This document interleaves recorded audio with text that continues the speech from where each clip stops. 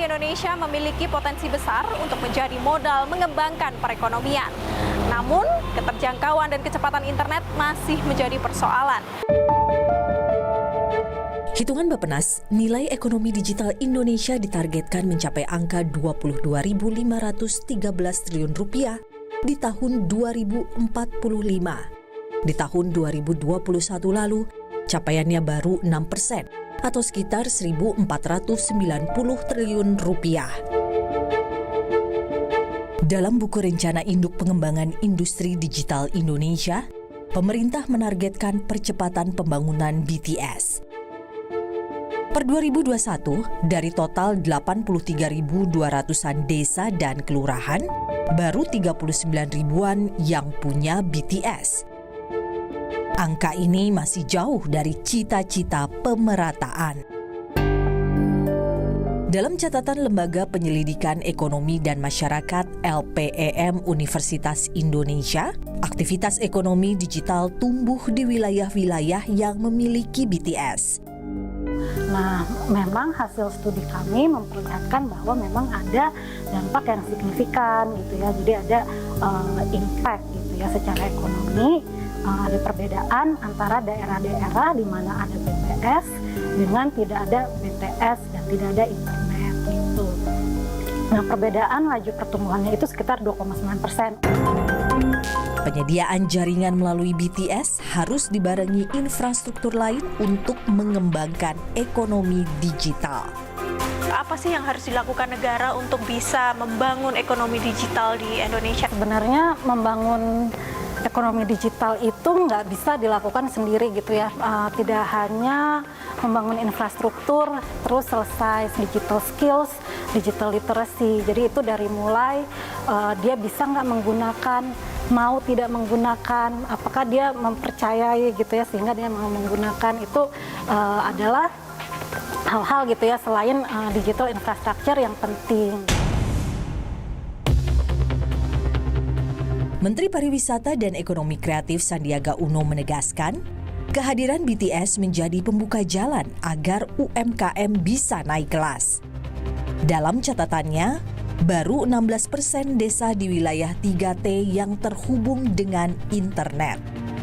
Ya, BTS ini is a good start. BTS ini ya merupakan pembuka jalan.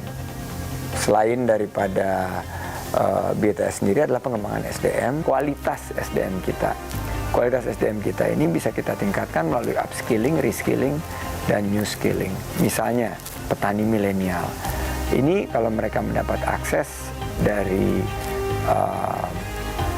teknologi, mereka tidak lagi mengandalkan pola-pola pertanian yang tradisional. Kami pemerintah mentargetkan 30 juta pelaku ekonomi kreatif, industri kreatif yang masuk atau onboarding ke ekosistem ekonomi digital di 2024. Kami sangat optimis.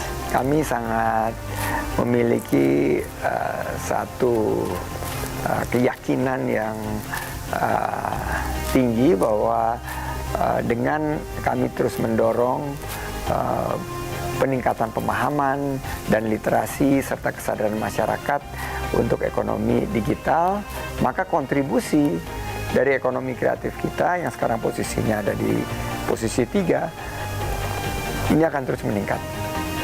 Sekarang kontribusinya 7,8%. Saya melihat kemungkinan naik di atas 10-12%. Tapi, bagaimana negara mengejar mimpi-mimpi tadi saat pembangunan BTS masih menjadi bancakan? Bagaimana pemerintah mengejar target pertumbuhan ekonomi digital di tengah kasus BTS yang banyak yang mangkrak nih, Pak? Ya, kasus BTS ini harus kita sikapi dengan penuh keseriusan ya, karena konsep keberadilannya kan di sini. Sebetulnya kalau kita di perkotaan kan kita nggak kesulitan mendapatkan jaringan telekomunikasi dan akses internet. Sementara mereka yang paling memerlukan justru malah nggak dapat. Jadi ini perlu kita tuntaskan segera, jangan ditunda lagi. Ya memang ada aspek hukum, tapi kita harus gaspol, harus gercep dan harus geber. Garap semua potensi, gercep gerak cepat, dan geber gerak bersama. Bima Yudhistira, Direktur Center of Economic and Law Studies, menyaksikan target pertumbuhan ekonomi digital bisa tercapai jika infrastruktur digital belum merata. Apalagi dengan munculnya kasus korupsi, mimpi UMKM naik kelas dan go digital masih jauh dari angan. Bagaimana mungkin kita dorong UMKM naik kelas misalnya kalau yang paling dasar infrastruktur digitalnya itu dikorupsi. Kalau yang fundamental saja kita tidak bisa benahi, ya jangan harap kita bisa meningkatkan ya porsi misalkan UMKM go digital bisa lebih dari 50 atau 60% total UMKM Indonesia. Pemerataan jadi kunci percepatan ekonomi digital. Pemerintah harus terus berbenah menata akses internet yang belum merata di penjuru negeri.